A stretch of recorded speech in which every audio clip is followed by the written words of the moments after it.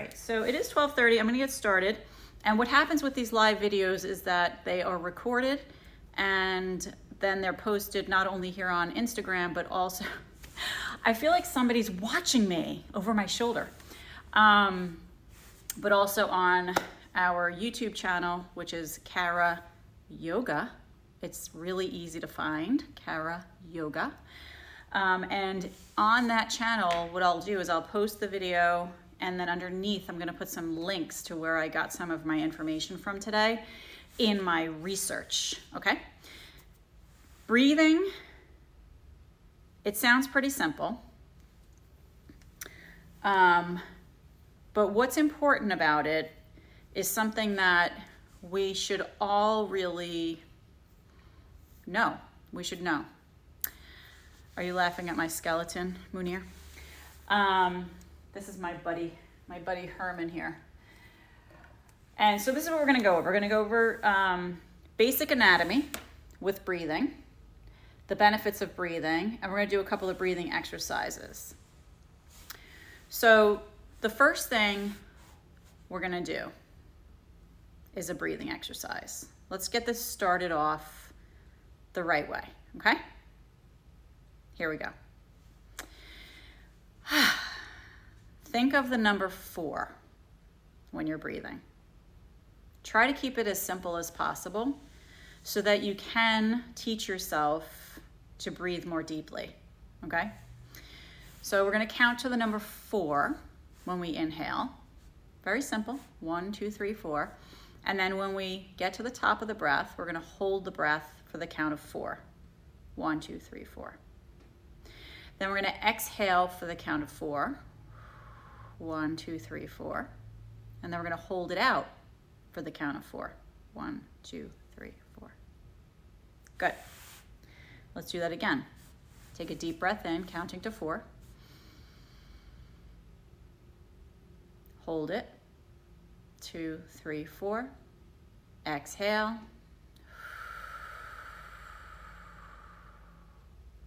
And hold it out for the count of 4. Good, let's do that one more time, and we're gonna see how we feel after this. Inhale, count of 4. 1, 2, 3, 4. Hold it. 1, 2, 3, 4. Exhale. 2, 3, 4. Hold it out. 2, 3, 4. Good. Take a deep breath in and just take a moment to notice how you feel. It's a very simple exercise that a lot of people are learning to do in order to stimulate their parasympathetic nervous system. We have 2 nervous systems. We don't have 2 nervous systems. We have 2 systems that help regulate whether or not we're relaxed or freaking out. One of them is our autonomic nervous system, and the other one is our parasympathetic nervous system. The 2 of those systems cannot perform at the same time. Right, Herman? So what we try to do with deep breathing is teach ourselves how to stimulate the parasympathetic nervous system. Herman agrees with me. In order to stimulate the parasympathetic nervous system, we have to use our diaphragmatic breathing. The number 1 muscle, the primary breathing muscle is the diaphragm. The secondary breathing muscles are the chest, the neck, the head. What do we use most of the time, us humans? We use the secondary ones, right? Because we don't learn how to use the primary ones. Love you too. So if we teach ourselves how to use those primary breathing muscle, the diaphragm, it's going to help us in a lot of different ways. But let's first start with the anatomy of breathing, okay? So here is our friend Herman. Underneath, you can't see Herman's diaphragm because all you can see is his muscles, okay? He's beautiful, right? His ribs are gorgeous. Isn't he so sexy? So underneath, right here, underneath the rib cage on all of our bodies is a diaphragm. When we inhale, that diaphragm is the primary breathing muscle. So we want to be able to use this, okay? In order to use it properly, we have to teach ourselves to push the belly out when we inhale, okay? So when you inhale, we push the belly out. Now the diaphragm goes down, okay? Which then creates space for the lungs that are in here. We have lungs in here, right? So we have 2 lungs, right? When we inhale, the diaphragm moves down out of the ribs. Space is created for the lungs. And then when we exhale, the belly softly goes in and the diaphragm goes up, right? So when the diaphragm pushes up, it's pushing into the lungs, helping the air to come out of the nose and the mouth. Doesn't that seem so simple? Look, this body was designed like pretty good. You know, like if we learn how to use the body the way that it's supposed to be used, it's amazing what it can do for us, all right? So let's try this again. We're gonna go through this one more time. Here's the diaphragm, okay? It's sitting at the bottom of the ribs. It's actually attached to your lower rib here, okay? And it's a muscle. So when we inhale, we wanna exercise that muscle. Thank you, Munir. Thank you, thank you, thank you. We wanna exercise the muscle. So we push the belly out. Munir, I hope you're doing this. Push the belly out on the inhale.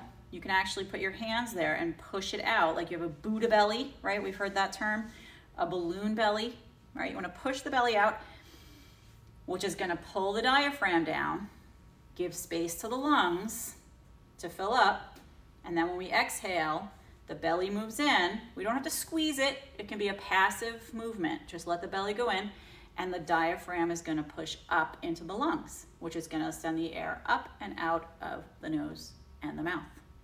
Isn't that great? So the breathing technique that we used at the beginning of this video, the 4, count of 4, some people use different numbers. You can absolutely check different numbers out, try different things out. But 4, I find, is such a simple thing to remember, right? And it's effective. If you want to practice holding the breath longer, for example, increasing your lung capacity, for example, then you might add a few digits to those numbers, right? So maybe you inhale 4, then you hold for 7, right? And then you exhale for 4, and you hold for 7. So you can play with those numbers a little bit. You can also inhale for 4. And Herman, this is very important for you too. Inhale to 4, hold to 7 maybe, or 4. And then after you're holding the breath, inhale a little bit more into the breath. So that's gonna help increase your lung capacity. All right, so let's go over, we talked about some basic anatomy here, okay? Let's go over what the diaphragm actually is, okay? It's a dome-shaped muscle. It sits on top of the stomach. It's the primary breathing muscle, like we said before. Along with the intercostal muscles, which are here, they connect your ribs together. Herman's rib looks like it's broken, but we'll talk about that later. In between your rib cage, ribs here is intercostal muscles. We have muscles here. So when we inhale and we expand the ribs, it helps to stretch those intercostal muscles. Okay, so along with the intercostal muscles between each rib, it is the most efficient use of oxygen and healthiest way to breathe. So here's one thing that you can do. You can observe a baby breathing when they're sleeping. Okay? Babies tend to use their bellies when they breathe, right? So if you look at a baby sleeping, you'll see the little belly moving up and down. They're using their diaphragm the way that it's supposed to be used. So we can learn a lot from looking at babies. Let's talk about the benefits of using our diaphragmatic breath in life, okay? Deep breaths are more efficient. They allow your body to fully exchange incoming oxygen and outgoing carbon dioxide, right? If you have carbon dioxide sitting in there, it's gonna make you feel things that aren't really true, okay? You might feel tired, you might feel, sluggish, you might feel hungry, you might feel emotional stuff going on. I think for the most part though, people talk about feeling a tiredness, a sluggishness. So if you have those toxins just hanging out in your lungs and they're not coming up and out of you on a regular basis, then you might feel those things. All right, so deep breathing also, it's shown that it slows the heartbeat, which creates a lower, or it stabilizes your blood pressure, and therefore lowers your stress. So taking deep breaths slows the heartbeat, especially the exhale, okay? Focusing on the exhale. So if you inhale, take a deep breath right now, feel your heart beating, and then exhale. Let the exhale be long, and notice what your heartbeat feels like. Right? Inhale a deep breath in, push the belly out, and exhale. Feel the heartbeat, right? So try to get that exhale to be long, a nice long exhale. When we take deep breaths, the upward and downward movement of the diaphragm helps to remove the toxins. I'm in the wrong place here on Herman here. Sorry, Herman. So, right, the upward and downward motion of the diaphragm helps to remove the toxins from the body, promoting better blood flow. All these little things can happen as a result of breathing more properly in your body. Deep breathing brings fresh oxygen and exhales out toxins, like we said, and carbon dioxide. The heart rate changes with breathing. The inhalation accelerates your heart rate. The exhalation, particularly when sustained longer than an inhalation, slows your heart. Okay, let's do it again. Inhale. This time we're going to inhale and try to lengthen the exhale even longer than the inhale. So deep breath in. Exhale, push it out.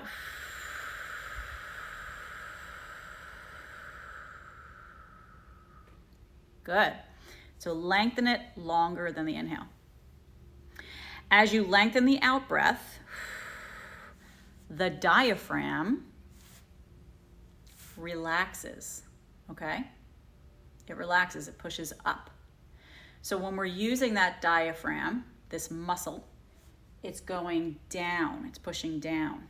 It's being used, okay? When it relaxes, it's going up, okay? As you lengthen it, the diaphragm relaxes, it domes upward, and the parasympathetic nervous system activates. Okay, it's connected to the vagus nerve.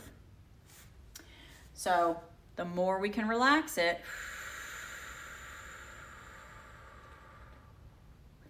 letting it go up, up, up, up, up into that dome shape, the more it's going to activate the parasympathetic nervous system. Are you learning a lot? This is really interesting stuff. I hope you're learning a lot. The heart rate slows down, the muscles relax, blood returns to the prefrontal cortex and empathy circuits, okay? That's pretty interesting. So prefrontal cortex, blood flows. Okay, so this is an interesting little tidbit. the pH of the blood. We talk a lot about the pH level in the body, but we don't hear a lot about the pH level in the blood. So this is very interesting. pH measures the hydrogen ion concentration of a solution. The scale runs from 0 to 14. Okay, so you can have a 0 pH at the lowest, a 14 at the highest. A pH of less than 7 is considered acidic, while greater than 7 is alkaline. Water, are you following me on this? I hope you're following me. This is only going to get better. Water has a pH of 7, and blood has a pH of 7.4. Okay? So water and blood in their natural state are alkaline. Okay, so 7 and above is alkaline. We can affect the pH of our blood simply by how we breathe. If we hold our breath, the pH of our blood decreases. If we breathe fast and shallow, much like hyperventilating, right? The pH of the blood increases. By maintaining diaphragmatic breathing, even during times of increased pain, helps keep the body healthy and running smoothly. The theory is that it decreases inflammation and pain. Okay? Which I'm sure that you know from your own experience, right? When you're going through a stressful time or you're feeling something painful, right? One of the things we always think about is breathe, right? Breathe. Or shall I say the opposite? A lot of the times, most of us stop breathing, right? We forget to breathe, which is what happened to Herman. Yeah. Sorry, buddy. All right, so we want to think about the pH level of the body, not just the water that we're drinking, but also in the blood and how that's affected by how we breathe. So we want to balance out the pH. We don't want to be too acidic. We don't want to be too alkaline. We want to be nice and level, okay, nice and balanced. We talked about the nervous system, okay? We have the autonomic. There's two main branches of the autonomic nervous system, okay? Now at the beginning of this, I screwed this up a little bit, so I'm going to correct a little bit. We have the sympathetic, and then we have the parasympathetic. Those are two main branches of the autonomic nervous system, sympathetic and parasympathetic, okay? So the sympathetic nervous system is the fight or flight syndrome that we have, right? So it's the nervous system that kicks into gear when we feel like we need to defend ourselves, right? There's like a big giant buffalo coming our way, and he's gonna I don't think buffalo attacked people. I don't know. I have to look into that. But when we feel like we need to defend ourselves for some reason, that sympathetic nervous system kicks in. So I'm gonna have to go back to the beginning of this video and apologize. Oh my God. Because what I was trying to talk about was the sympathetic and the parasympathetic, okay? Which are both branches of the autonomic nervous system. I'm only human. What can we do? All right, so that's the fight or flight, okay? And then the parasympathetic nervous system, which is what we're trying to turn on, is the rest and restore, or the rest and digest, all right? So when one is turned on, the other is turned off. Think about that. If you're in that fight or flight mode all the time, you're never in that rest and restore mode. So think about that. And what is that doing, not only to your nervous system, but the pH levels in your body? Your heart beating, right? Everything has to work harder when you're in that sympathetic mode, Everything has to work harder. You're putting more stress on your body. So what we want to engage in is more relaxation. and deep breathing is going to help us get there. So we want to inhale, push that belly out, right? Get the diaphragm working. It goes down, create space for the lungs. We exhale, it relaxes, comes up. The more you can get it to go up and relax on that long exhale, the better, okay? All right, so people dealing with chronic pain have an activated fight or flight syndrome, for example. There's been research done, okay? The Mayo Clinic. I'm gonna put all these links underneath the video today. That show that 10 minutes of diaphragmatic breathing 3 times a day reduces pain and associated symptoms when done consistently for at least 2 weeks. All right, so here's something else. This is for everybody, okay? But especially for the ladies in the house. Your diaphragm and your pelvic floor work together. There's a pressure that we want to maintain in the body between the diaphragm and the pelvic floor. And when that pressure is maintained, then the organs and everything that are living inside this area are going to work to their optimum potential, okay? Especially for women, you know, as we age, the pelvic floor, and this is for everybody, but for women especially if you've had babies, it gets weaker, okay? And, you know, you sneeze, you laugh too hard, you know, things happen, right? Do we even want to go there? Maybe on another video. But if you're breathing properly, then you're exercising this diaphragm muscle, which works with the pelvic floor muscle, right? So when that's working, the pelvic floor muscle is also working. Did I just blow your mind? So this is what we need to do, all right? For all the ladies that do Kegel muscle exercises, think more about doing diaphragmatic breathing exercises, okay? Because when you do that, you're doing that.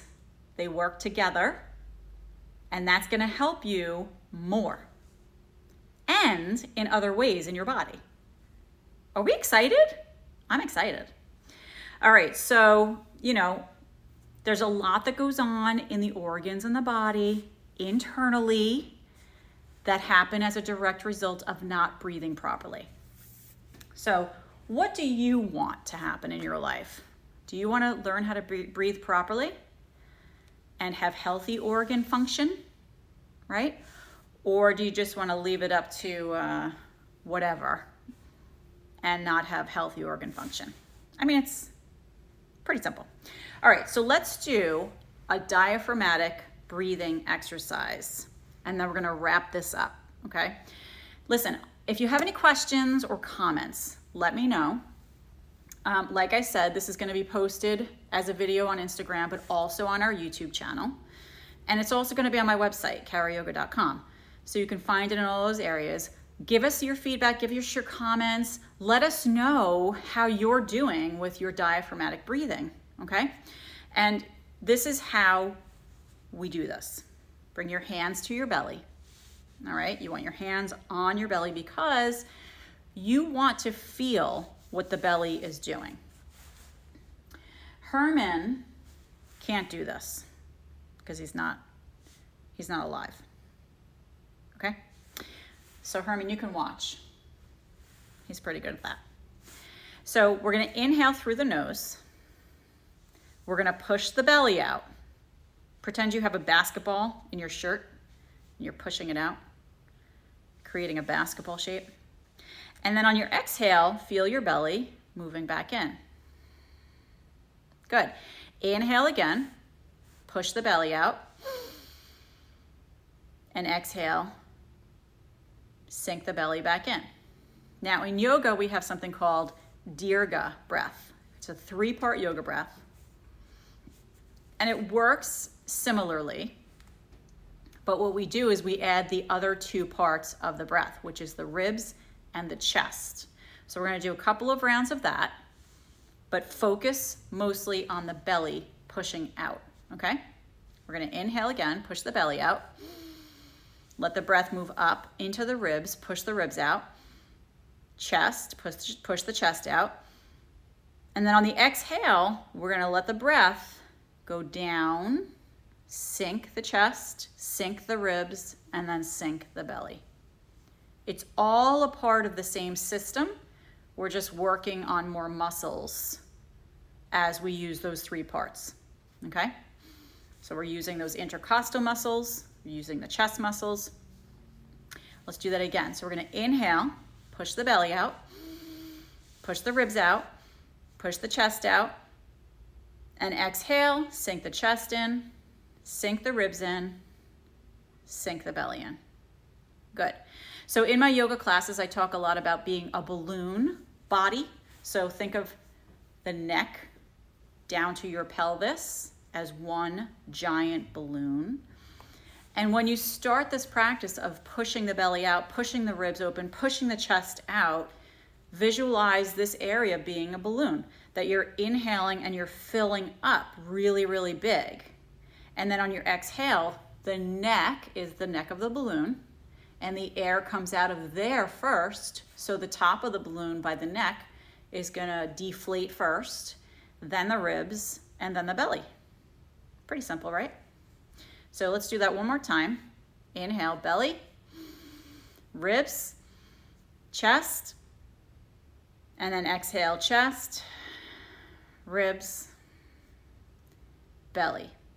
Another way that you can practice this exercise is lying down on your back and putting something on your belly, like nothing too heavy, just something light that you can feel a very gentle weight on your belly. And when you inhale, try to push that weight that's on your belly up to touch the ceiling. And when you exhale, feel it dropping down towards your spine. Know what I mean? I hope all of this helped you today. Check out the YouTube channel, Kara Yoga. I'm gonna list all the links where I got some information for this video today for you to see. Share with all your friends. Let us know what you feel, what you think, how you're breathing, if you have questions. The breath work can be confusing, but if you focus on just the belly pushing out and the diaphragm working, right, pushing down on the inhale, and then pushing up on the exhale, right? And remembering to lengthen the exhale. So at the beginning of the video, we did our count to four breath. And at the end, we did our 3-part breath, the Dirga breath, yoga breathing, incorporating that diaphragmatic breathing, okay? The more that you can practice this, the better.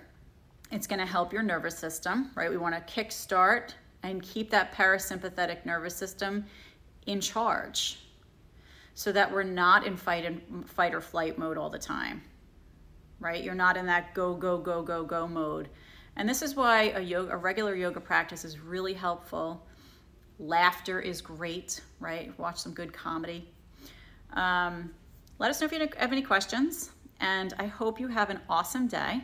Thank you so much for joining me. Next Friday, we have our next one, and if you want to catch the old replays, you can catch them here on Instagram on our page, on our wall here, or you can go to Kara Yoga on YouTube or our website, karayoga.com. Namaste. I look forward to hearing from all of you. You like the green in my hair? I don't have green. Did I go swimming? No. The green in my hair. Oh my gosh. I think it's more gray. I think you're seeing some gray, Munir. Anyway, namaste. Stay in touch, and I'll see you soon.